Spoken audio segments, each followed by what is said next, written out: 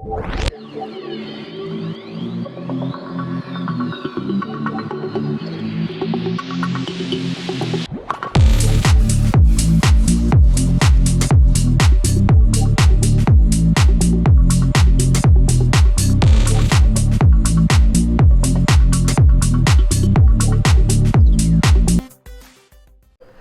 everyone, welcome back to my channel Institute of Commerce Studies.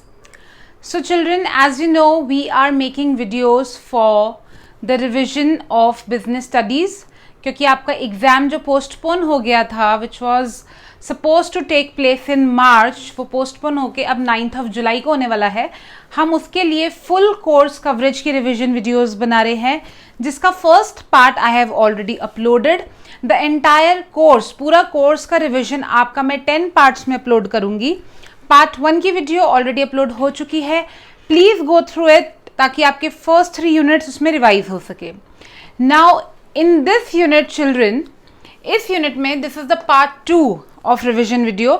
Part 2 में हम पढ़ने वाले हैं about planning which is the first function of management. Planning पहला function होता है मैनेजमेंट का.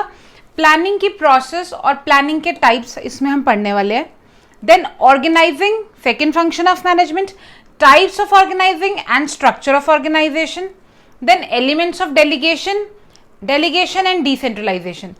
दीज 4 टॉपिक्स, ये 4 टॉपिक्स हम कवर करेंगे part 2 of the revision video for board examination. So let us start with planning. See children, what is the meaning of planning? In normal sense, अगर हम सोचे planning क्या है, भविष्य के लिए कुछ सोचना है ना. ये काम कब करना है, कैसे करना है, क्यों करना है, किसकी मदद से करना है, कब करना है, सारी चीजें जो भी हम भविष्य के लिए प्लान करते हैं, जो भी हम भविष्य के लिए सोचते हैं, वो होता है प्लानिंग. ठीक है. सो प्लानिंग की डेफिनेशन बहुत ईजी है. Planning means deciding in advance, पहले से डिसाइड करके रखना. Children never use the same word in answer. Like अगर प्लानिंग का क्वेश्चन है तो आप आंसर में प्लान वर्ड मत यूज करिए क्योंकि that is what the question is. Okay. Similarly अगर क्वेश्चन ऑर्गेनाइजिंग है, don't use the word organise. If the question is staffing, don't use the word staffing in the answer because that is the question.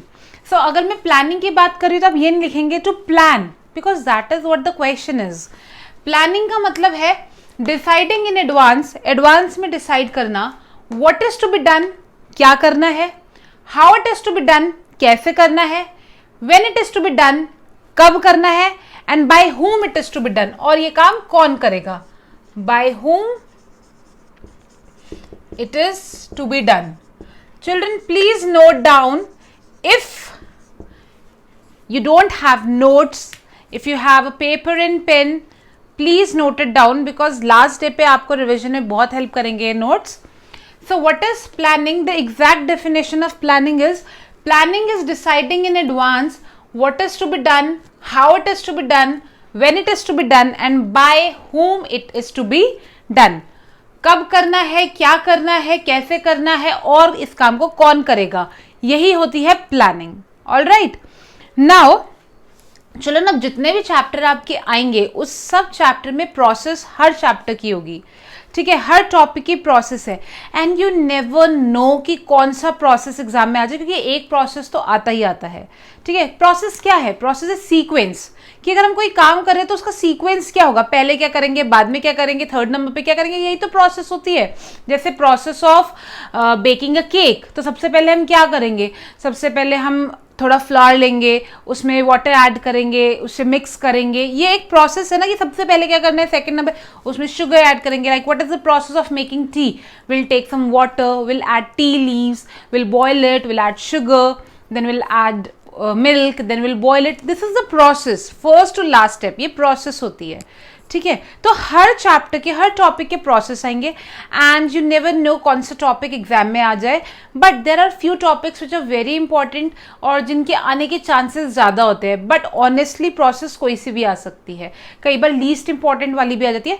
Planning is among the very important process जो exam में कई बार आ चुकी है और आ भी सकती है, whether in terms of case study और whether a normal question. Process of planning कई बार आ चुका है. So if we come to the process of planning, process मतलब अगर हम कुछ प्लान कर रहे हैं तो हमारा स्टेप बाय स्टेप हम क्या करेंगे, सबसे पहले क्या करेंगे, सेकंड नंबर पे क्या करेंगे। सी, मैं आपको एक बहुत सिंपल एग्जांपल से समझाऊंगी। सपोज आपको प्लान करना है, you want to achieve 98% in your board examination. अगर आप अपने बोर्ड एग्जामिनेशन में 98% लाना चाहते हैं, दिस इज योर ऑब्जेक्टिव, ये आपका ऑब्जेक्टिव है कि मैं बोर्ड एग्जाम में 98% लाना चाहता हूं या लाना चाहती हूं, तो इसके लिए आप प्लान करेंगे। प्लान करने के लिए सबसे पहले ऑब्जेक्टिव बनाया कि मुझे 98% लाना है। दूसरी बात, आपने ये चीज़ें डिसाइड करी कि मुझे 98% लाने में कौन कौन सी चीज़ें अफेक्ट कर सकती है। मेरा mobile phone, Facebook, Instagram, WhatsApp, mummy के घर के काम, स्कूल जाना, ट्यूशन में ट्रेवलिंग टाइम, ये सारी चीज़ें मेरे मार्क्स को अफेक्ट करेंगी। ठीक है, चलो ये सारी चीज़ें आपने कंसिडर कर ली और आपने प्लान आउट कर लिया कि मैं कैसे इन चीज़ों को हटा सकती हूँ। नंबर 3, आप ये सोचोगे कि मैं कैसे अपने सब्जेक्ट्स को डिवाइड करूं। आपने 3-4 तरीके बनाए। जैसे आपने सोचा कि मैं एक दिन में 2 ही सब्जेक्ट्स पढ़ूंगी या पढ़ूंगा। फिर अगले दिन आपने ये सोचा कि मैं एक दिन में 1 ही सब्जेक्ट पढ़ूंगा। तीसरे दिन आपने ये देखा कि मैं 1-1 घंटा 3 सब्जेक्ट पढ़ूंगा, तभी मेरा कोर्स हो पाएगा। आपने तीनों चीज़ों को इम्प्लीमेंट करके देखा। फिर आपको उनमें से एक सबसे अच्छा लगा, आपको लगा मैं एक दिन में जब 2 सब्जेक्ट पढ़ रहा हूं तो मेरे को सबसे अच्छा समझ आ रहा है, तो आपने उनमें से वो वाला सजेशन, वो वाला जो आपने ऑल्टरनेट चूज किया, जो सबसे अच्छा ऑल्टरनेट लगा उसमें से आपको एक दिन में 2 सब्जेक्ट वाला, वो आपने चूज कर लिया। वो ऑल्टरनेट चूज करने के बाद आपने अपना प्लान चलाना स्टार्ट कर दिया और उसी प्लानिंग के साथ साथ आप चलते रहे और चलते रहे जब तक कि आपके बोर्ड एग्जाम नहीं आ गए और आपने कंप्लीट नहीं कर लिया अपना ऑब्जेक्टिव। ऑलराइट, सो अब इसी को इसके कॉन्टेक्स्ट में पढ़ते हैं प्रोसेस। मैंने आपको क्या बताया, सबसे पहले आपका ऑब्जेक्टिव, मेरा ऑब्जेक्टिव क्या है, मुझे प्लान किस चीज के लिए करना है, मुझे प्लान करना है 98% के लिए। So first is setting objective. दूसरी चीजें आपने ये देखी कि मुझे कौन कौन सी चीजें अफेक्ट करेंगी 98% लाने में। उन्हीं फैक्टर्स को, उन्हीं एजम्पशंस को बोलते हैं प्रेमिसेस, डेवलपिंग प्रेमिसेस। नंबर 3, आपने सोचा, आपने अलग अलग ऑल्टरनेट्स बनाए, एक दिन में 2 सब्जेक्ट, एक दिन में 1 सब्जेक्ट, एक दिन में 3 subject. So identifying alternate course of action, एक काम को करने के अलग अलग तरीके बनाए आपने। इवैल्यूएटिंग ऑल्टरनेट कोर्स, उन सारे ऑल्टरनेट्स को आपने इवैल्यूएट यानी फॉलो करके देखा, जो जो ऑप्शंस आपने बनाए उन सबको फॉलो करके देखा। सिलेक्टिंग एन ऑल्टरनेटिव, जो उसमें से बेस्ट लगा आपको, जैसे आपको कौन सा सबसे अच्छा लगा था, एक दिन में 2 सब्जेक्ट वाला, उसको आपने सेलेक्ट कर लिया। इम्प्लीमेंटिंग द प्लान, और अपना प्लान इंप्लीमेंट करना स्टार्ट कर दिया। Because planning is a never ending process, it is a continuous process. ऐसा नहीं कि मैंने प्लान किया, मैंने ऑब्जेक्टिव डिसाइड किया, मैंने प्लान बना लिया, ये करूंगा मैं, खत्म, अगले दिन से कुछ किया ही नहीं। Plan is a continuous process. आपने प्लान बना लिया है, अब आपको प्लान चलाते रहना है। देयरफॉर लास्ट है फॉलो अप एक्शन। क्यों बोला फॉलो अप एक्शन मैंने, बिकॉज जहां आपने प्लानिंग कर ली वहां पे आपका प्लान खत्म नहीं हुआ, वहां से आपका प्लान शुरू हुआ है। अब आपको उसे फॉलो करते रहना है जब तक आप अपना ऑब्जेक्टिव अचीव नहीं कर लेते। Alright, so this is the process. अगर एग्जाम में प्रोसेस आ जाती है, देखो कई बार केस स्टडी के फॉर्म में आती है कि एक पूरा केस स्टडी आएगा, उसमें बोलेंगे इस लाइन, इस पैराग्राफ में देख के आपको ये बताना है कौन सी लाइन कौन से पॉइंट को हाईलाइट कर रही है, या सीधा सीधा प्लानिंग की प्रोसेस भी आ सकती है, तो उसमें आप ये लिखेंगे और इसे अपने वर्ड्स में एक्सप्लेन करेंगे। अब आप अपने वर्ड्स में अच्छे से एक्सप्लेन कर सकते हैं। Setting objective means to set the end point for which I have to make the entire plan, मुझे पूरा प्लान जिस चीज के लिए बनाना है। Then I will study about the internal and external factors which can affect my planning. I will identify different ways of doing the work. I will evaluate all the forms, then I will select the best alternative among them, and then I will start implementing the plan. And because planning is a continuous process, therefore the last step is follow up action.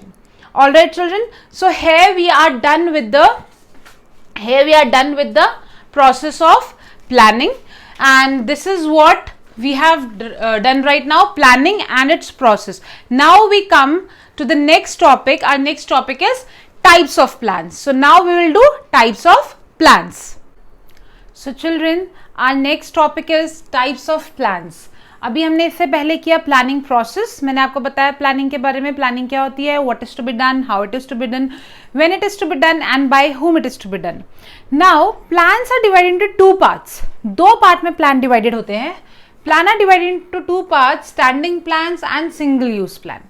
देखो, जो plan हम organisation के लिए एक बार बना लेते हैं और वो प्लान बार बार ऑर्गेनाइजेशन में यूज होता रहता है, रिपीटेडली यूज होता रहता है वो प्लान ऑर्गेनाइजेशन में, उसे हम बोलते हैं स्टैंडिंग और रिपीटेडली यूज्ड प्लान्स. लेकिन जो प्लान हम एक ही बार बनाते हैं, जैसे ऑब्जेक्टिव अचीव होता है वो प्लान हट जाता है and then comes a new plan, उसे हम बोलते हैं single use plan, which are made for single particular task. और जैसे टास्क कंप्लीट होता है द प्लान गेट्स ओवर. तो जो प्लान्स रिपीटेडली यूज्ड होते रहते हैं ऑर्गेनाइजेशन में, उसे हम बोलते हैं स्टैंडिंग और repeatedly used plans. There are some types of standing plans that we will discuss. Like number 1 is objective. अब देखो children, I am going to tell you some points. उस पॉइंट से रिलेटेड ही क्वेश्चन आता है types of plan का. सबसे पहला प्लान है ऑब्जेक्टिव. मैंने आपको प्लानिंग प्रोसेस में ऑब्जेक्टिव का मतलब बताया था. ऑब्जेक्टिव मतलब मैं जिस चीज के लिए काम कर रही हूं, जिस चीज के लिए मेहनत कर रही हूं, जैसे मैंने आपको बताया आपका ऑब्जेक्टिव है 98% लाना, तो जो टारगेट है जिसे मैं अचीव करने के लिए सब कुछ कर रही हूं, वो ऑब्जेक्टिव होता है. तो ऑब्जेक्टिव क्या है? टारगेट, वो एंड पॉइंट जिसको पाने के लिए मैं सब कुछ कर रही हूं. यानी कि इसकी डेफिनेशन, एंड पॉइंट, वो end point for the attainment of विच, यानी कि जिसे अचीव करने के लिए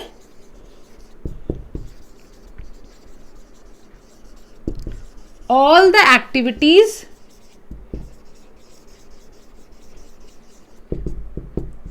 are undertaken. All right? तो क्या है objective?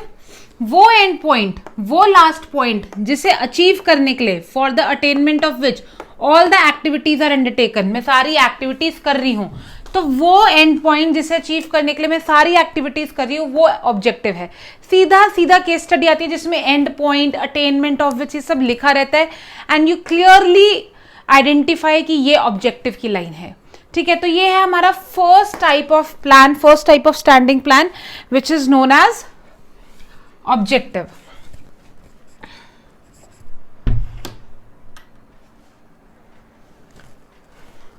Okay, now second plan is strategy. Second type of standing plan is strategy.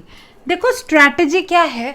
strategy वो प्लान है जो मैं अपने कॉम्पिटिटर को ध्यान में रखते हुए बनाऊंगी. For example, if I am selling soap, कोई मैं सोप सेल करती हूँ, बैक्टीरिया वायरस मारने वाला सोप, तो मेरे कॉम्पिटिटर्स है डिटॉल एंड लाइफ बॉय. तो मैं ये देखूंगी कि वो लोग किस रेट पे सोप मार्केट में बेचते हैं, उन लोगों की क्या एमआरपी है, क्या कॉस्ट पड़ती है, कितनी डिमांड है. तो मुझे अपनी जो एमआरपी रखना है, जो अपना सेलिंग प्राइस रखना है, वो उनके आसपास का ही रखना है. वो लोग क्या फैसिलिटीज दे रहे हैं कस्टमर को, मैं अपना प्लान उनकी फैसिलिटीज को ध्यान में रखते हुए बनाऊंगी ताकि मैं उनसे कुछ ज्यादा दे पाऊं. तो जो प्लान कॉम्पिटिटर को ध्यान में रख के बनाया जाता है कि ताकि मैं कॉम्पिटिटर से अच्छा कुछ दे पाऊं, उसे बोलते हैं स्ट्रैटेजी, तकनीक. ठीक है, तो इसमें जो मेन वर्ड आपको याद रखना है वो है competitor.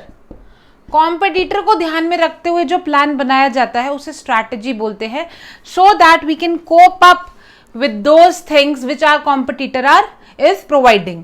Alright, now will come to the third type of standing plan which is policy. Now children, जब भी कोई ऑर्गेनाइजेशन होती है तो उसमें अपने एम्प्लॉयज को गाइड करने के लिए कुछ गाइडलाइंस बनाई जाती है. एम्प्लॉयज को रूल्स एंड रेगुलेशन समझाने के लिए कुछ जनरल गाइडलाइन समझाई जाती है. तो जनरल गाइडलाइंस वो वर्ड है जिससे आप आइडेंटिफाई करोगे पॉलिसी. मैंने बताया मैं हर किसी पे वर्ड बताऊंगी. जनरल गाइडलाइंस, वो जनरल गाइडलाइंस जो एम्प्लॉयज को बताई जाती है, एम्प्लॉयज को बताई जाती है कि उन्हें ऑर्गेनाइजेशन में ये गाइडलाइंस फॉलो करनी है, वो जनरल गाइडलाइंस को हम बोलते हैं policy. Main word is general, क्योंकि जनरल गाइडलाइंस होती है जो टाइम टू टाइम चेंज हो सकती है. ठीक है, लेकिन स्पेसिफिक गाइडलाइंस होती है जो चेंज नहीं हो सकती। तो कुछ जनरल गाइडलाइंस जो एम्प्लॉयज को बताई जाती है कि ऑर्गेनाइजेशन में क्रेडिट सेल चलती है, ऑर्गेनाइजेशन में कैश सेल चलती है, ऑर्गेनाइजेशन में ये रूल्स है, आपको ये मानना पड़ेगा, ये करना पड़ेगा, which can be change from time to time, are known as policy. All right, then come the next standing plan which is procedure. Procedure क्या है? प्रोसीजर है स्टेप बाय स्टेप। ठीक है, किसी काम को करने के लिए मैं स्टेप बाय स्टेप कैसे आगे बढ़ूंगी, step by step sequence of doing any work, step by step, या फिर हम कह सकते हैं sequence of doing any work is procedure.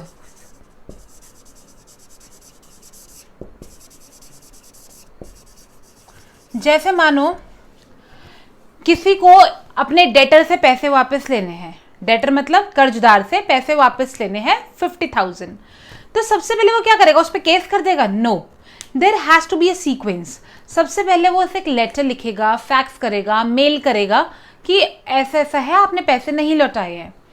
उसका कोई रिस्पॉन्स नहीं आएगा, फिर वो उसे कॉल करेगा कि why are you not giving my money back, please give my money back. Still he is not responding, then he will go and meet him personally कि भाई give me my money back, मुझे पैसे वापस दो, मेरे तुमने पैसे लिए थे, give my money back. Still he is not responding. Then comes the last step, he will sue him. Sue मतलब उस पर केस करेगा कि ठीक है तुम ऐसे नहीं मान रहे हो तो मैं तुम पे केस कर दूंगा। This is the last step. ऐसा नहीं कि पहली बार में ही सीधे जाके केस कर दिया कि वो मेरे पैसे नहीं दे रहा। देयर आर वेज, हर काम तक पहुंचने के लिए हमें स्टेप बाय स्टेप आगे बढ़ना पड़ता है। उसी स्टेप बाय स्टेप या सीक्वेंस को हम बोलते हैं procedure. All right, understood the meaning of procedure? The next standing plan is method. Method क्या है? तरीका। What is method? तरीका, काम करने का तरीका। It's very easy, so it's the way of doing a work, the way of doing any work। मेरे काम करने का तरीका क्या होगा? मैं स्ट्रिक्ट रह के काम करूंगी, मैं लीनियंट रह के काम करूंगी, मैं फ्रेंडली इन्वायरमेंट में काम करना पसंद करूंगी। क्या तरीका होगा मेरा अपने ऑब्जेक्टिव को अचीव करने का? उसी तरीके को हम बोलते हैं method. Comes last one, rule. See what is rule children? जो मैंने आपको पॉलिसी में बताया जनरल गाइडलाइन, उसी को चेंज कर दो स्पेसिफिक गाइडलाइंस। कुछ गाइडलाइंस होती है जो हम अपने एम्प्लॉयज को बताते हैं कि हमारे ऑर्गेनाइजेशन में ये सब फॉलो होता है और ये सब फॉलो नहीं होता। तो वो गाइडलाइंस जो टाइम टू टाइम चेंज हो सकती है उसे हम बोलते हैं पॉलिसी। पर वो गाइडलाइन जो किसी के लिए कभी भी चेंज नहीं होगी, चाहे वो एम्प्लॉय हो चाहे वो एम्प्लॉयर हो, किसी के लिए भी जो गाइडलाइंस चेंज नहीं होंगी उसे हम बोलते हैं रूल। फॉर एग्जाम्पल, अगर मैंने एक रूल बनाया, एक पॉलिसी बनाई कि हमारे यहाँ से सिर्फ कैश में सामान बिकेगा, क्रेडिट में सामान नहीं बिकेगा, सिर्फ कैश में बिकेगा।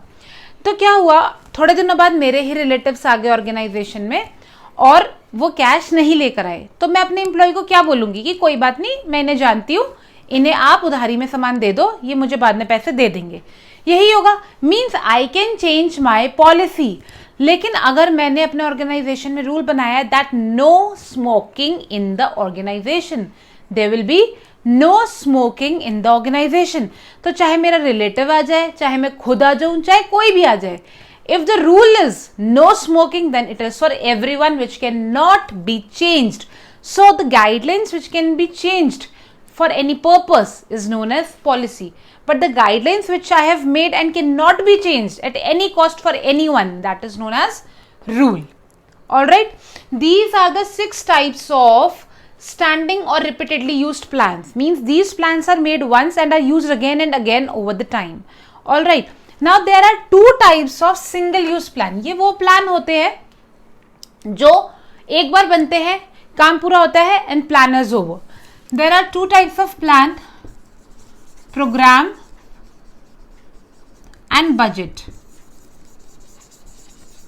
आपके स्कूल में जैसे एनुअल डे हुआ है ना, तो एनुअल डे के लिए एक प्लानिंग बनती है, एक टीम बनती है पूरी। आप में से कुछ कैप्टन्स रहे होंगे, उन्होंने एक पूरी प्लानिंग करी होगी, सब कुछ डिसाइड किया होगा कौन सा फंक्शन पहले होगा, कौन सा प्रोग्राम बाद में होगा, कौन सा तीसरे नंबर पे होगा, चीफ गेस्ट की स्पीच कब होगी, कब सब कुछ करना है एटसेट्रा एटसेट्रा, पूरा एक सीक्वेंस बनाया होगा, और जैसे ही एनुअल डे खत्म हुआ वो प्लान वेस्ट, अगले साल नया प्लान बनेगा।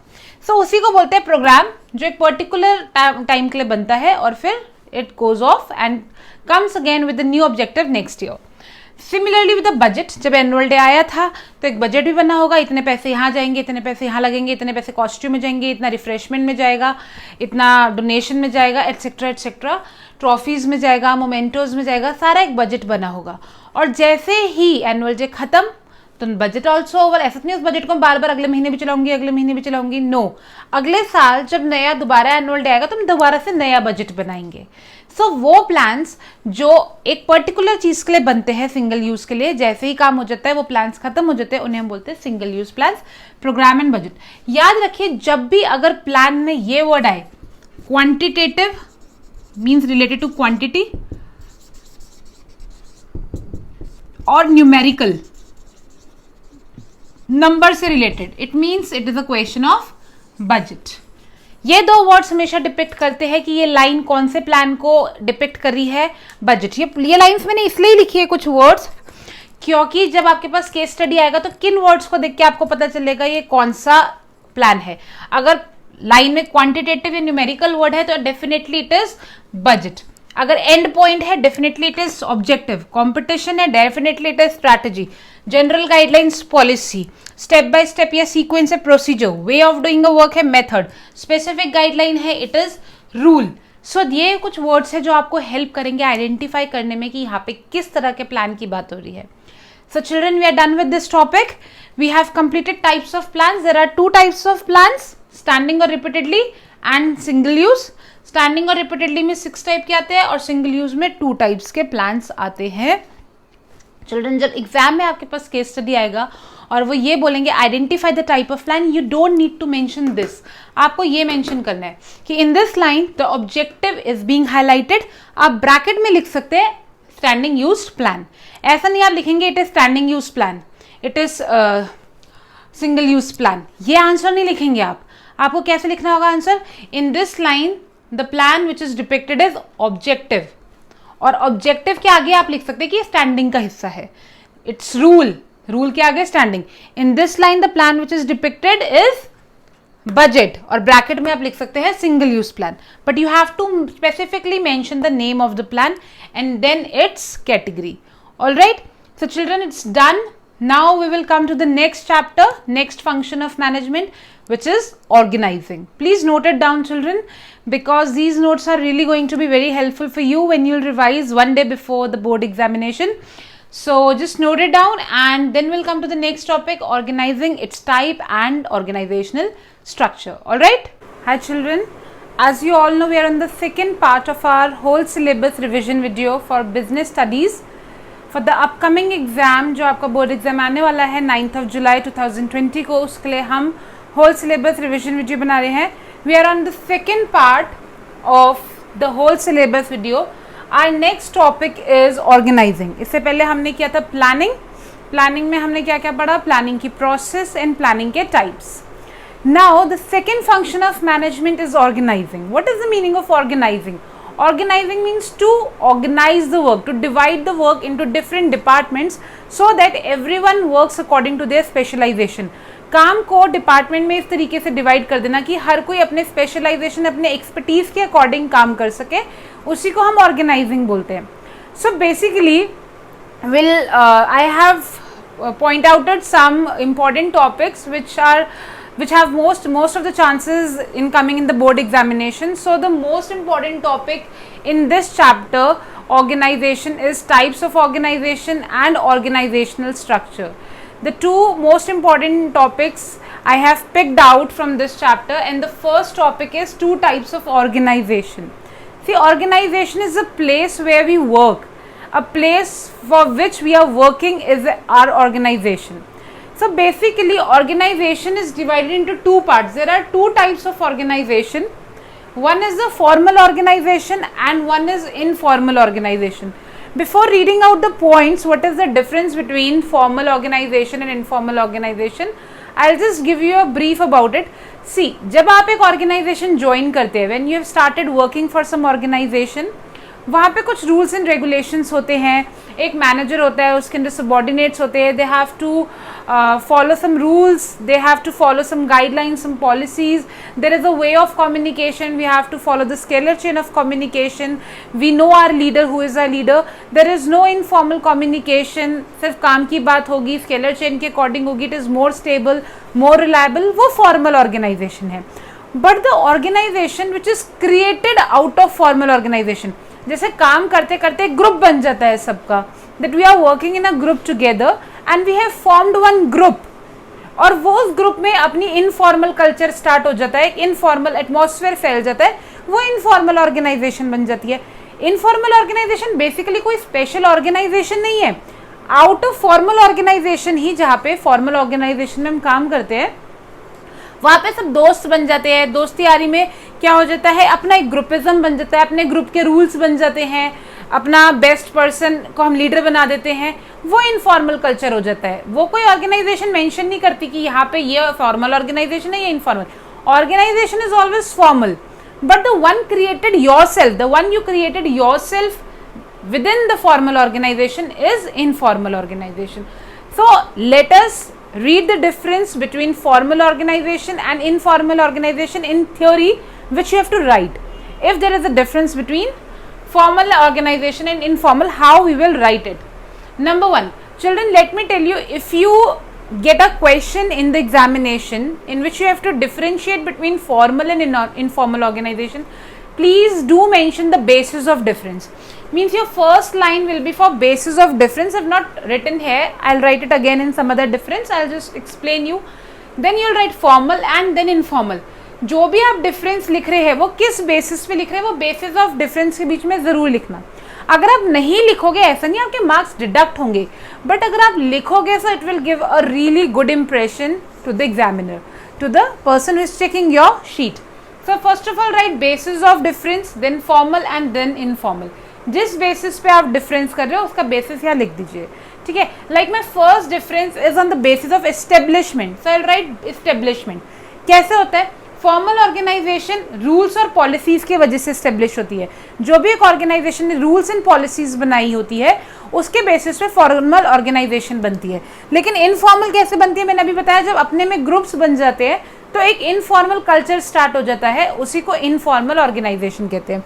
Established because of social relationships, because of friendships, because of the affection that we have when we sit in a group. Number two is this is more stable. Obviously हो सकता है group में लड़ाई हो जाए, group खत्म हो जाए, पर कंपनी थोड़ी खत्म हो जाएगी. कंपनी ऑर्गेनाइजेशन तो अपना काम करती ही रहेगी, ऑर्गेनाइजेशन तो चलता ही रहेगा, ग्रुप खत्म हो सकता है. So basically formal is an organisation and this is a group. So कैसे डिफरेंशिएट करेंगे ऑर्गेनाइजेशन और ग्रुप में, ये स्टेबल है, ये तो रहेगी ही रहेगी, बट इट इज टेम्परेरी, ये टेम्परेरी है, एक दिन खत्म हो सकती है, and less stable. Then formal communication is defined. Formal में पता होता है कौन हमें ऑर्डर देगा, किसको हमें जवाब देना है, किसका ऑर्डर हमें मानना है, किसका ऑर्डर हमें नहीं मानना. पर इनफॉर्मल में यानी ग्रुप, जो ग्रुप बन जाते हैं उसमें communication is not defined. Communication किसी भी डायरेक्शन में हो सकती है. कोई सुपीरियर किसी सबऑर्डिनेट को कुछ बोल रहा है, सबऑर्डिनेट सुपीरियर को कुछ बोल रहा है. हो सकता है ग्रुप में सारे सबऑर्डिनेट्स भी, सारे सुपीरियर भी है, और एक फ्रेंड सर्कल बन गया उनका. तो उधर ये थोड़ी होगा कि चलो मैं बॉस से बात करने जाता हूँ, वहां पे तो इनफॉर्मली बात हो रही है. सबऑर्डिनेट कुछ भी सुपीरियर को बोल रहे हैं, सुपीरियर कुछ भी सबऑर्डिनेट को बोल रहे हैं. There is no flow, there is no flow in the group. But yes, when you are in a formal organization there is a flow, you have to follow the communication as per the scalar chain. Next is manager are the leader. अब जब हम formal organization में, तो मुझे पता है कि मेरा leader कौन है. My manager is my leader. Obviously we know that the post of every person, the responsibility of every person, so we all know that manager is our leader. But when there is a groupism, means when there is informal culture, we don't know who is the leader. जो सबसे highly, सबसे ज़्यादा जिसको जो पसंद होगा उसको हम लीडर बना देंगे कि ये सबसे ज़्यादा पसंद है सबको, इसकी बातें सबसे अच्छी है, इसको लीडर बना देते हैं अपने ग्रुप का. कोई भी बन सकता है. So the leader is elected. एक लीडर को इलेक्ट करते हैं हम, कोई एक लीडर बन जाता है. बट यहाँ पे it is defined that manager is the leader. Alright, so children, this is the difference between formal organization, informal organization. Formal organization is basically the organization in which we work. और formal organization में काम करते करते जब social gathering से, social relationship से group बन जाता है, वो बन जाती है informal organization, which is found within every formal organization. So basically when you are doing the difference between formal and informal, this is your organization and this is your group, friend group, okay, which is created among some members of the organization. So अगर आप इसके बारे में लिख रहे हो तो organisation को ध्यान में लिख के रखो, और इसके बारे में लिख रहे हो तो फ्रेंड सर्कल को ध्यान में लिख के रखिए, ठीक है। ये वही फ्रेंड सर्कल है जो फॉर्मल में आपस में काम कर करके बन जाता है। All right, so these are the 4 differences between formal organization and informal. There must be some more in your book. You can learn from there. Do not forget to write basis of difference if this question comes in the examination, and also take care whenever you're writing the difference. This is the organization where people are working, and this is a group which is formed within the formal organization of different friends, superiors, subordinates who all are working together. Alright, I'll repeat it once again. It is established because of rules and policies, and it is established because of social relationship.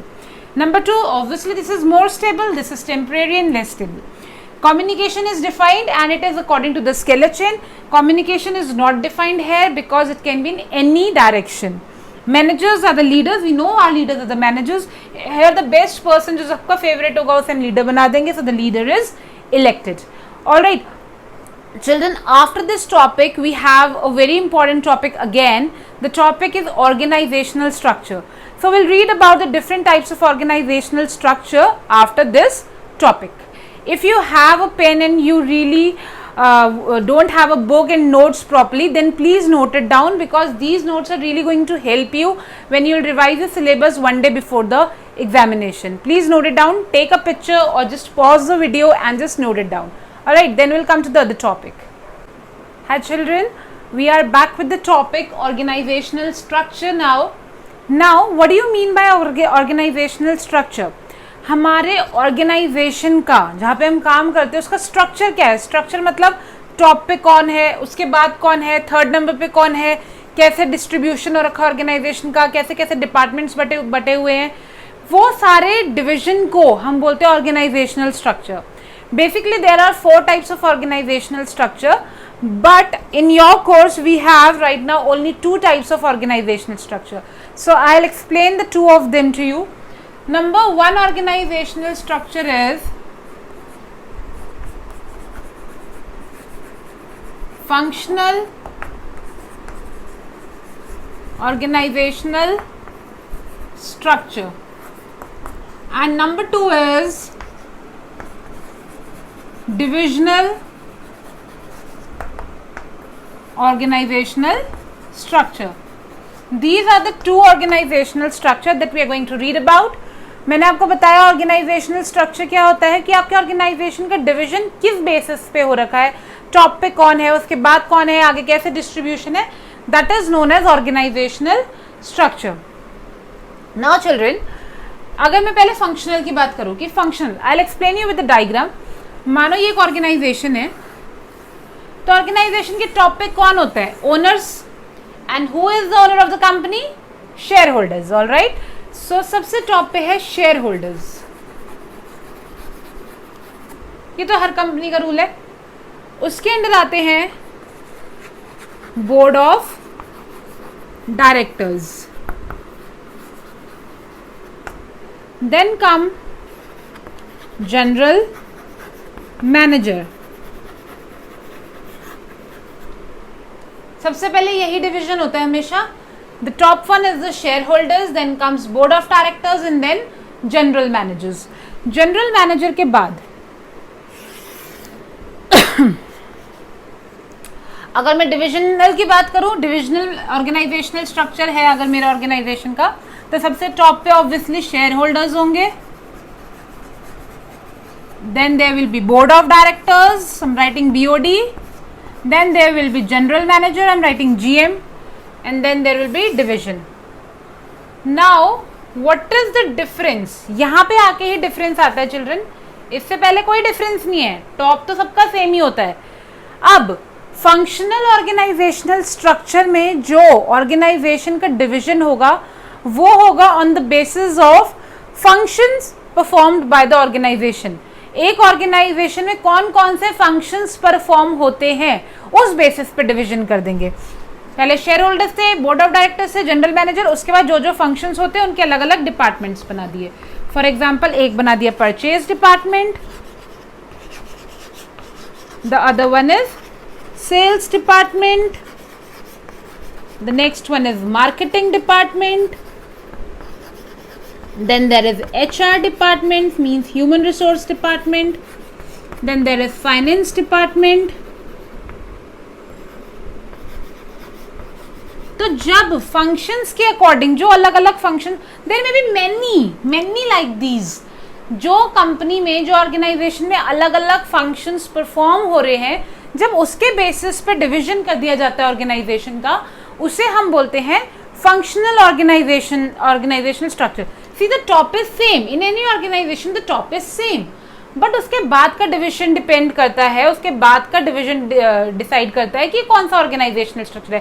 तो mainly अगर हम सिर्फ functions के basis पे अपने organisation को divide कर रहे हैं कि मेरा ऑर्गेनाइजेशन कौन कौन से फंक्शंस परफॉर्म करता है, उसके बेसिस पे पूरा डिवीजन कर दिया, so that is known as functional organizational structure. Alright, लेकिन डिविजनल में क्या होता है, when the division is done on the basis of products manufactured by an organization. अगर एक ऑर्गेनाइजेशन अलग अलग तरह की मटेरियल में डील कर रहा है, तो वो किन किन तरह, जब उसका डिवीजन अलग अलग प्रोडक्ट के बेसिस पे किया जाता है, तब वो बन जाता है divisional organizational structure. For example एक ऑर्गेनाइजेशन है जो कि मेटल में भी काम करता है, यानी कि ज्वेलरी वगैरह, और प्लास्टिक में भी काम करता है, जैसे कि बकेट्स, मग्स, ये सब हो गए. ठीक है, तो मेटल में भी काम कर रहा है और प्लास्टिक, दो अलग अलग है ना. अब दो अलग प्रोडक्ट का मतलब ये नहीं है कि वो बाल्टी भी बनाता है और वो मग भी बनाता है, क्योंकि वो दोनों सेम कैटेगरी में आते हैं. लेकिन हाँ, वो ज्वेलरी भी बनाता है और वो ये चीजें भी बनाता है. ठीक है, मग्स और प्लास्टिक की थिंग्स भी चीजें भी बनाता है. तो ये अलग अलग चीजें हो गई. So when the division is done on the basis of product manufactured, तो उसे बोलते हैं डिविजनल. यानी उसके डिवीजन होंगे, एक होगा उसका प्लास्टिक का डिवीजन और एक होगा उसका मेटल का डिवीजन. ये हो गया डिवीजन. अब ये हो गया मेन डिवीजन. इसके अंडर क्या होगा, इसके अंडर सारे डिपार्टमेंट्स आ जाएंगे. प्लास्टिक के सारे डिपार्टमेंट यही वाले, purchase, sales, marketing, HR, finance. Similarly metal के भी सारे डिविजन्स, यानी कि purchase, sales, marketing, HR and finance. Alright, यानी कि एक फंक्शनल जो हमने बनाया था ऑर्गेनाइजेशनल स्ट्रक्चर, वो डिविजनल में उतनी बार आएगा जितने उसके डिवीजन होंगे. ठीक है, तो यहाँ पर डिविजनल ऑर्गेनाइजेशनल स्ट्रक्चर में जो डिवीजन हुआ है, वो हुआ है on the basis of products. दो तरह के प्रोडक्ट्स वो बना रहा है, तो दो डिवीजन बन गए. दोनों डिवीजन के अपने अलग अलग डिपार्टमेंट्स होंगे. ऑलराइट, प्लास्टिक का अपना purchase, sale, marketing, HR, finance है. मेटल का अपना परचेज, सेल, मार्केटिंग, HR और फाइनेंस है. ठीक है, यानी एक पूरा फंक्शनल ऑर्गेनाइजेशनल स्ट्रक्चर डिविजनल में उतनी बार आएगा जितने टाइप के उसके डिवीजन होंगे. यानी डिविजनल ऑर्गेनाइजेशनल स्ट्रक्चर उन्हीं ऑर्गेनाइजेशन के लिए जो बहुत बड़े स्केल में काम करते हैं. जो बहुत बड़े स्केल पे काम कर रहा है वो क्या होगा, divisional organizational structure. I hope it is clear. Now I will tell you children, जब आप फंक्शनल, अगर आपकी ऑर्गेनाइजेशन का फॉर्म है फंक्शनल ऑर्गेनाइजेशनल, अगर आपका ये स्ट्रक्चर है, तो आपके हर डिपार्टमेंट का एक मैनेजर होगा. डिपार्टमेंट के मैनेजर को हम बोलेंगे डिपार्टमेंटल मैनेजर. हर डिपार्टमेंट का एक अपना अलग मैनेजर होगा और हर डिपार्टमेंट का मैनेजर अपने अपने डिपार्टमेंट का ध्यान रखेगा. ठीक है, सिमिलरली अगर आप डिविजनल ऑर्गेनाइजेशनल स्ट्रक्चर फॉलो करते हैं, तो हर डिपार्टमेंट का अपना एक मैनेजर होगा. परचेज का अपना, सेल्स का अपना, मार्केटिंग, HR, फाइनेंस का अपना अपना डिपार्टमेंटल मैनेजर होगा. लेकिन पूरे डिवीजन का भी एक हेड होगा, यानी पूरी प्लास्टिक का भी एक हेड होगा, जिसे हम बोलेंगे डिविजनल हेड. क्या बोलेंगे इसे, divisional head. Alright, is it clear. So her department के हेड को हम बोलते हैं डिपार्टमेंटल मैनेजर. और क्योंकि एक डिवीजन में अलग अलग डिपार्टमेंट्स है, तो डिवीजन के हेड को हम बोलेंगे डिविजनल हेड. नाउ चिल्ड्रन, ये क्वेश्चन कैसे आता है एग्जाम में, एक केस स्टडी आ जाएगी और आपको आइडेंटिफाई करना होगा कि इसमें बताइए कौन सा ऑर्गेनाइजेशनल स्ट्रक्चर.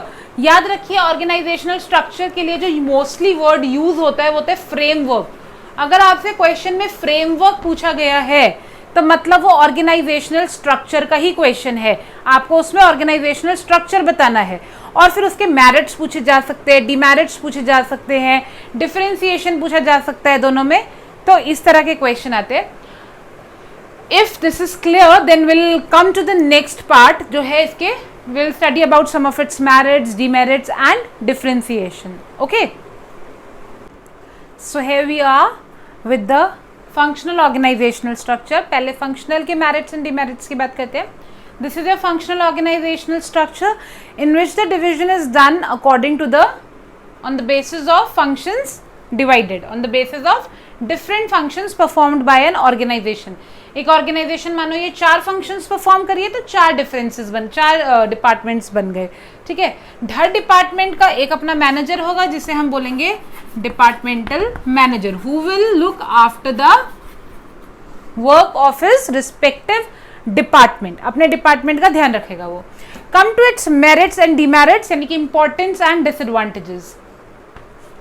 अगर हम बात करें इंपॉर्टेंस की, मेरिट्स, क्या मेरिट्स है, क्या अच्छाई है इस ऑर्गेनाइजेशन में? सबसे अच्छी चीज ये है कि जो पर्सन जिस डिपार्टमेंट में अच्छा होगा, जिस काम में अच्छा होगा, उसे वही डिपार्टमेंट मिलेगा। सपोज मैं परचेज में अच्छी हूँ तो मैं परचेज डिपार्टमेंट में जाऊंगी, मैं सेल्स में अच्छी हूँ सेल्स में जाऊंगी, मार्केटिंग में अच्छी हूँ मार्केटिंग में जाऊंगी, एचआर में अच्छी हूँ एचआर में जाऊंगी, फाइनेंस में अच्छी हूँ फाइनेंस में जाऊंगी। सो हर कोई अपनी स्पेशलाइजेशन के अकॉर्डिंग काम कर रहा है। यहाँ पे कोऑर्डिनेशन इज एस्टेब्लिश। कहाँ पे कोऑर्डिनेशन एस्टेब्लिश हो रहा है? हर डिपार्टमेंट में, क्योंकि परचेज वाला सिर्फ परचेज से कांटेक्ट कर रहा है, सेल वाला सिर्फ सेल से कांटेक्ट कर रहा है, मार्केटिंग वाला मार्केटिंग से ही कांटेक्ट कर रहा है। सो एक अच्छा कोऑर्डिनेशन मेंटेन रहता है। Number 3, managerial efficiency is increased. Manager की एफिशिएंसी हर दिन इंक्रीज होगी। क्यों? क्योंकि मैनेजर अपने हिस्से का काम बहुत अच्छे से कर पा रहा है और वो डेली अपने ही फील्ड ऑफ स्पेशलाइजेशन में काम कर रहा है, वो डेली उसी फील्ड में काम कर रहा है जिसमें वो स्पेशलिस्ट है, तो उसकी एफिशिएंसी हर दिन बढ़ती रहेगी। Next is minimum duplication of work. काम डुप्लीकेट नहीं होगा, क्योंकि ऐसा नहीं होगा कि सेल्स वाला परचेज का काम कर देगा, मार्केटिंग वाला सेल्स का काम कर देगा, ऐसा नहीं होगा। हर कोई अपने हिस्से का काम कर रहा है तो काम डुप्लीकेट होने का कोई मतलब ही नहीं है। Next is equal weightage to all functions. सभी फंक्शंस को इक्वल इंपॉर्टेंस दी जाती है, क्योंकि सारे फंक्शंस के अलग अलग डिपार्टमेंट बन जाते हैं। Now what are the demerits? बुराइयां क्या है? Ignorance of organizational objective, this is very important. अब क्या होता है, जब हर कोई अपने अपने डिपार्टमेंट के लिए काम करना स्टार्ट करता है तो वो भूल जाते हैं कि वो काम किस लिए कर रहे हैं। वो काम कर रहे हैं इस ऑर्गेनाइजेशन के लिए, वो काम ऑर्गेनाइजेशन के लिए कर रहे हैं, लेकिन वो आपस में ही कंपटीशन करने लग जाते हैं और एक दूसरे को नीचे दिखाने के लिए अपना काम अच्छा करेंगे और दूसरे का काम खराब कर देंगे। लेकिन अगर इनमें से एक का भी काम खराब होगा तो अल्टीमेटली लॉस तो ऑर्गेनाइजेशन का ही होगा जिसके लिए आप सब काम कर रहे हो। तो सब अपने ऑर्गेनाइजेशन के ऑब्जेक्टिव को भूल के अपने पर्सनल ऑब्जेक्टिव के पीछे भागने लग जाते हैं और मेन ऑब्जेक्टिव जो जिस ऑर्गेनाइजेशन के लिए वो काम कर रहे हैं वो इग्नोर हो जाता है। Number 2, difficulty in inter departmental coordination. अभी देखो, मैंने अभी आपको बताया था कि कोऑर्डिनेशन मेंटेन रहता है, अब मैं बोल रही हूँ कोऑर्डिनेशन नहीं रहता। इसका क्या मतलब है? इसलिए मैंने उस वक्त आपसे कहा कि जो कोऑर्डिनेशन बनता है वो अपने अपने डिपार्टमेंट में बनता है, विद इन द डिपार्टमेंट बहुत अच्छा कोऑर्डिनेशन रहेगा, लेकिन एक दूसरे के साथ बिल्कुल भी अच्छा कोऑर्डिनेशन नहीं रहेगा। इंटर डिपार्टमेंट कोऑर्डिनेशन, ये अपनी गलती इस पे मारेगा, ये अपनी गलती इस पे डालेगा, ये अपनी गलती इस पे डालेगा, ऐसा होता रहता है, तो इंटर डिपार्टमेंटल कोऑर्डिनेशन नहीं बन पाता। Number 3, hurdle in complete development. वही जो मैंने आपको बताया कि हर कोई क्योंकि अपने आप को अच्छा दिखाने के लिए दूसरे का काम खराब करने में लग जाता है, तो जिस ऑर्गेनाइजेशन के लिए हम काम कर रहे हैं उसका कंप्लीट डेवलपमेंट नहीं हो पाता। कोई ना कोई ऑर्गेनाइजेशन, कोई ना कोई डिपार्टमेंट का काम अच्छा होता है तो किसी और डिपार्टमेंट का खराब हो जाता है, लेकिन हम डिपार्टमेंट के लिए थोड़ी काम कर रहे हैं, we are working for an organization, हमें तो ऑर्गेनाइजेशन को रिजल्ट देना है। तो अपने आप को अच्छा दिखाने के चक्कर में ऑर्गेनाइजेशन का ऑब्जेक्टिव इग्नोर हो जाता है और कंप्लीट डेवलपमेंट ऑर्गेनाइजेशन का नहीं हो पाता। So these are the few merits and demerits of functional organizational structure. Now we'll do the merits and demerits of divisional organizational structure. So children, this is our divisional organizational structure. Now we'll study about the merits and demerits of divisional organizational structure. This is the structure. On the top we have shareholders, then we have board of directors, then general manager. When the division is done on the basis of products manufactured by an organization, जब हम एक organisation को उसके products के basis पे divide करते हैं, like an organization is dealing into metal products also and plastic products also. So we have formed two division for that organization. One is the plastic division and one is the metal division. So when the division is done on the basis of products manufactured by an organization, it is known as divisional organizational structure. Every division has different departments under it, like plastic has its different purchase, sales, finance, marketing and HR department. Similarly, metal has its own purchase, sales, marketing, HR and finance department. So the head of each department, there is a head of every department, like there is a different head for purchase, different head for sales, then for finance, then for marketing, then for HR. Every department has a different head. So head of the department is known as departmental manager, and as they all are a part of one division, plastic, so the head of the division, the entire division, the head of the entire division is known as divisional head. In the earlier case we only had departmental manager. पिछले case में हमारे पास सिर्फ departmental manager था. इस case में division भी है, divisional head. So the head of metal is divisional head, and the head of each department is known as departmental manager. All right. Now we'll study about its merits and demerits. If we have divisional organizational structure, हमेशा वही होगा, the organization which is working in a very big scale, वही पे divisional organizational structure होता है. So what are the merits of having divisional organizational structure? The first merit is development of divisional head. Divisional head को काफ़ी कुछ सीखने के लिए मिलता है. क्यों? क्योंकि इस हेड के अंदर कितने सारे डिपार्टमेंट्स हैं. gradually he will have knowledge of purchase, sales, finance, marketing, HR. He will have knowledge of all the departments. Therefore he is getting a overall development because he is the divisional head. He is looking after all the departments. He is not just becoming specialist in one particular department, rather he is getting the information about all the departments. उसे हर department की information मिल रही है, हर department का head है वो, इसलिए वो उसका complete development possible है. Number 2 is quick decision making. Because the decision has to be taken by the divisional head, so he will quickly take the decision for his division. उसे ज़्यादा किसी से discussion करने की ज़रूरत नहीं है, because he is the only head of the division, so he will quickly take the division and decisions are not much delayed.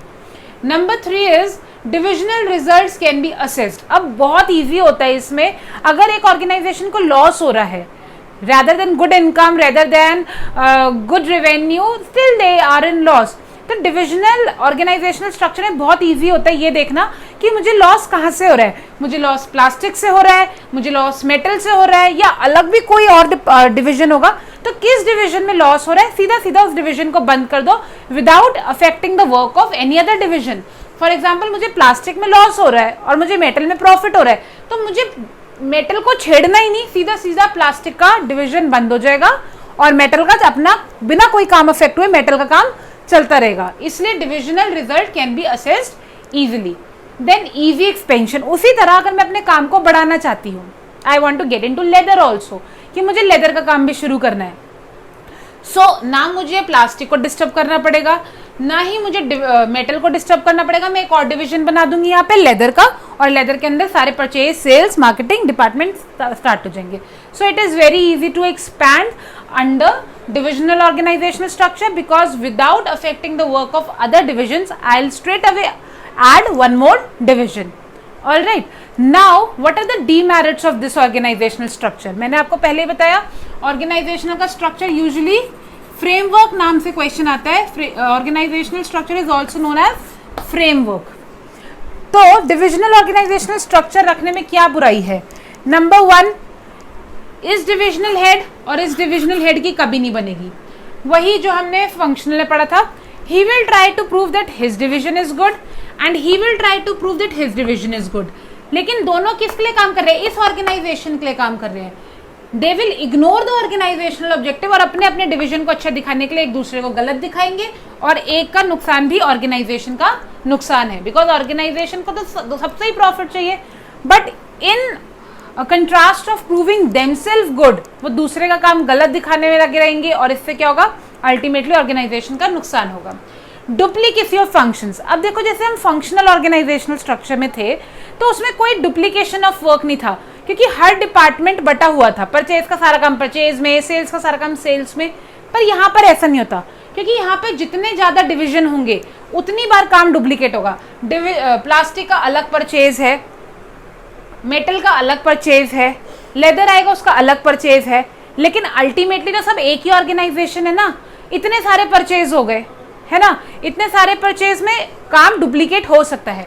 उतनी ही बार सेल्स, उतनी बार फाइनेंस, उतनी बार मार्केटिंग, उतनी ही बार एचआर, जितने ज्यादा डिवीजन होंगे तो काम ज्यादा डुप्लीकेट होने के चांसेस ज्यादा रहते हैं, because they all are working for the same organization. Then selfish attitude, selfish attitude का वही मतलब है अपने आप को अच्छा दिखाने के लिए दूसरे का काम बुरा दिखाना। They often working, while working they forget that they are working for a single organization. काम करते हुए वो ये भूल जाते हैं कि हम सब एक ही ऑर्गेनाइजेशन के लिए काम कर रहे हैं और अपने अपने डिवीजन के लिए नहीं, पर अपने डिवीजन को अच्छा दिखाने के लिए ये सेल्फिश हो जाते हैं और मेन ऑर्गेनाइजेशनल ऑब्जेक्टिव को नेग्लेक्ट कर देते हैं। So children, till now we have studied about organizing. After planning, we have studied about types of organization, formal, informal. Then we have studied about functional organizational structure in detail, and we have also studied about divisional organizational structure in detail. Please do not forget to make its diagram. If this question comes in exam, you have to make its diagram. You have to tell its merits and demerits if asked. And one more thing, children, I would recommend you to just have a look or just read, go through the difference between functional and functional organizational structure and divisional organizational structure, क्योंकि वो भी कई बार exam में आ जाता है। इतना important topic नहीं है डिफरेंशिएशन, बट कई बार आ चुका है, because now you know the difference between both the organizational structure. आपको डिटेल में मैं दोनों में डिफरेंस बता चुकी हूँ कि फंक्शनल क्या होता है और डिविजनल क्या होता है। तो अगर अब आप रीड करेंगे उसको, फंक्शनल और डिविजनल के डिफरेंस को, तो आपको बहुत ईजिली समझ आ जाएगा। और अगर डिफरेंस आता भी है तो ये डायग्राम जरूर बनाइएगा, and just go through the difference also, because it is also little bit important, कई बार एग्जाम में आ सकता है। Okay, now with this we'll come to our next topic, that is delegation and decentralization. It is also part of the same unit, organizing. We'll come to this topic, delegation and decentralization, and after this our part 2 will be over. We'll come to the part 3 video. So children, our next topic is delegation and decentralization. This is the topic of the same unit, organizing. Now, what is the difference between these two words, delegation and decentralization? Before knowing the difference, obviously we should know the meaning of these two words. Delegation का मतलब क्या होता है? Delegation का मतलब होता है जब मेरे पास वर्कलोड बहुत ज़्यादा है, suppose I am the manager और मेरे पास वर्कलोड बहुत ज़्यादा हो गया है, तो अपना वर्कलोड कम करने के लिए जब मैं अपना कुछ काम, a portion of my work, when I assign that work to my subordinates, कि मेरा ये काम तुम कर दो। क्यों करा है मैंने अपना काम assign दूसरों को? To reduce my workload. So the main objective is to reduce my workload. जब मैं अपने हिस्से का काम किसी और से करा रही हूँ, अपने subordinates से करा रही हूँ, so that I can reduce my workload, that is known as delegation. In the same manner, if I am assigning my work to all the departments, मैंने अपने हिस्से का सारा काम सारे डिपार्टमेंट्स में इक्वली डिवाइड कर दिया है, पर यहाँ मेरा ऑब्जेक्टिव क्या है? मेरा ऑब्जेक्टिव अपना वर्कलोड कम करना नहीं है। My objective is to increase the role of subordinates, ताकि मैं सबॉर्डिनेट्स के रोल को बढ़ा सकूं, सबॉर्डिनेट ज्यादा सीख सके। सबॉर्डिनेट में सारा काम बांट दिया मैंने, that is known as decentralization. So when I am assigning a portion of my work to my subordinates in order to reduce my workload, that is known as delegation. But in the other case, when I am distributing my entire work, when I am distributing my entire work among various levels, among various departments, so that I can increase their work role, so that I can increase their role in the organization, that is known as decentralization. All right. So children, for delegation, मैंने आपको क्या बताया, क्या है delegation? Delegation is assigning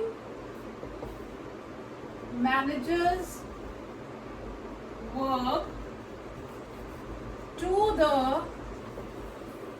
subordinates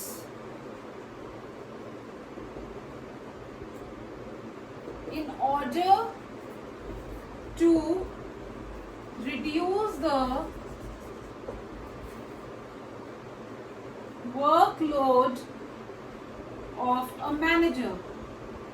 जब manager अपना काम अपने सबॉर्डिनेट्स में बांट देता है, अपने सबॉर्डिनेट्स को दे देता है, assigning managers work to the subordinates in order to reduce the workload of a manager, that is known as delegation. Also with the work, the manager has to assign some authority to the subordinates. Authority मतलब जो मैंने आपको starting में ही बताया था कि जब हम किसी को कोई रिस्पॉन्सिबिलिटी देते हैं तो उसके साथ एक सर्टेन अमाउंट ऑफ अथॉरिटी भी हमें उन्हें देनी पड़ती है, यानी कि power to take decisions.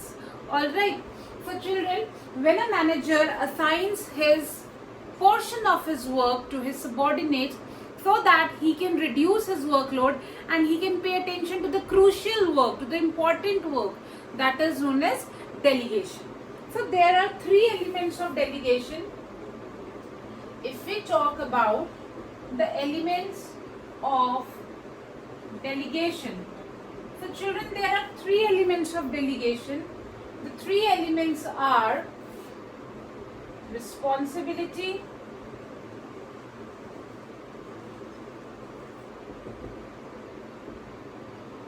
authority,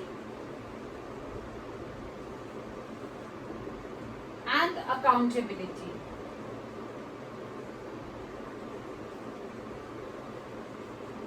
These are the three elements of delegation. Delegation क्या है? अपना काम किसी और को देना, यानी जिम्मेदारी किसी और को देना. ठीक है, रिस्पॉन्सिबिलिटी अपनी किसी और को देना. जब मैं अपनी रिस्पॉन्सिबिलिटी किसी और को दे रही हूँ तो मैं उसे अपने हिस्से की पावर भी दूंगी, डिसीजन लेने की अथॉरिटी, और काम खत्म होने के बाद मैं उससे जवाब भी मांगूंगी, काम क्यों गलत हुआ, क्यों कंप्लीट नहीं हुआ. अगर कंप्लीट नहीं होता उसी को बोलते हैं accountability.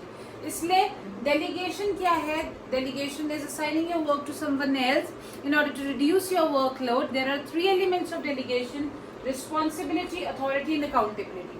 What is responsibility? Hindi में सब जानते हैं रिस्पॉन्सिबिलिटी मतलब जिम्मेदारी, यानी कि obligation to do work. I am obliged to do this work, obligation to do work. Then authority यानी कि power to take decision, decision लेने की पावर. पावर, थोड़े बहुत डिसीजन हम खुद ले सके. Power to take decision. जब भी हम किसी को कोई रिस्पॉन्सिबिलिटी देते हैं उसके साथ उसे डिसीजन लेने की भी थोड़ी पावर देना जरूरी है. अकाउंटेबिलिटी इज आंसरेबिलिटी, जवाब देना. Answerability of subordinates to superior. Now how are these three connected? That I'll tell you. Suppose मैंने अपने एक सबॉर्डिनेट को कोई काम डेलीगेट किया. A portion of my work I have given to my subordinate that you have to do this work. ठीक है, मैंने उसे जब काम दिया, दैट इज हिज रिस्पॉन्सिबिलिटी. वो उसकी रिस्पॉन्सिबिलिटी बन गई है, वो काम कंप्लीट करना इज हिज रिस्पॉन्सिबिलिटी. जब मैंने उसे काम दिया, I know he will get into a situation जहाँ पर उसे छोटे मोटे डिसीजंस खुद लेने पड़ेंगे. तो मैंने उन्हें कहा कि ठीक है, इस काम से रिलेटेड जो डिसीजंस होंगे वो तुम खुद ले सकते हो, बट अगर कुछ मेजर डिसीजंस होंगे that you have to confirm from me. Otherwise छोटे मोटे डिसीजंस, little bit decisions, you have the authority to take those decisions. Means with the responsibility I also gave him authority. At the end of the day, मानो मैंने उसे 3 दिन का समय दिया वो काम करने के लिए. After the end of 3 days अगर उसने काम कंप्लीट नहीं किया, then he will be answerable to me. That person will be answerable to me कि उसने काम क्यों नहीं किया. अगर उसने काम किया भी है और मुझे कुछ समझ नहीं आ रहा, तो भी वही पर्सन आंसरेबल होगा कि ये काम कैसे हुआ, इसमें क्या गलत है, क्या सही है. He will be answerable to me, जिसको मैंने काम दिया. उसी आंसरेबिलिटी को हम बोलते हैं accountability. Now suppose I give you one example, मैंने एक पर्सन ए को काम डेलीगेट किया that you have to do this work. A ने आगे वो काम बी को डेलीगेट कर दिया कि यू डू दिस वर्क, और साथ में जो मैंने उसे अथॉरिटी दी थी उसने वो अथॉरिटी बी को डेलीगेट कर दी कि ये काम खत्म करना है। Now after the end of 3 days अगर वो काम गलत हुआ है फॉर एग्जाम्पल, तो who will be accountable to me? Accountable मतलब आंसरेबल, ए और B? A will be accountable to me because मैंने काम किसको दिया था? मैंने काम दिया था ए को, मैंने बी को काम नहीं दिया था। I had given work to A, so it means accountability can not be delegated.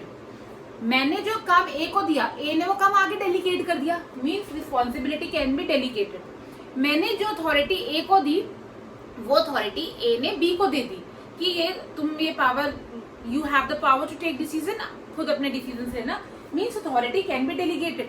लेकिन जब जवाब देने की बारी आएगी, जब काम पूरा नहीं हुआ या गलत हुआ, तो who will be answerable? I don't know any B, मैंने काम किसे दिया था? ए को। It means answerability can not be delegated. Therefore अगर क्वेश्चन आता है can accountability be delegated, so the answer is simple, no accountability cannot be delegated. There are three elements. Responsibility can be delegated to someone else, authority can be delegated to someone else, but accountability means the answerability cannot be delegated. Answerable वही होगा जिसको काम दिया गया था। Alright, this is all about delegation. So assigning your work to your subordinates to reduce your workload is known as delegation. There are 3 elements: responsibility, authority and accountability. Now what is the difference? I have already told you. Delegation means when you are giving your work to someone so that you can reduce your workload. On the other side we have decentralization.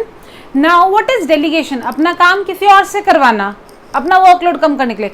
अगर वही चीज मैं सारे departments में कर दूं, I am distributing my work among all the departments so that I can increase the role of subordinates. I want to increase the role of subordinates so that they can learn the work. That is known as decentralization. Systematic delegation of authority. अगर उसी delegation को मैं systematically कर दूं throughout the organization, पूरे organization में काम बांट दूं systematically to increase the role of, objective क्या है? To increase the role of subordinates. जैसे delegation में मेरा objective क्या था?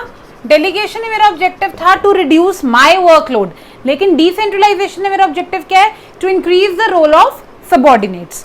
So this is the difference between delegation and decentralization, children. Go through the chart of difference also. It may come in the examination. Now you better know the difference between delegation and decentralization, so it will be very easy for you to understand the difference between the two. I am telling you some points of importance of decentralisation.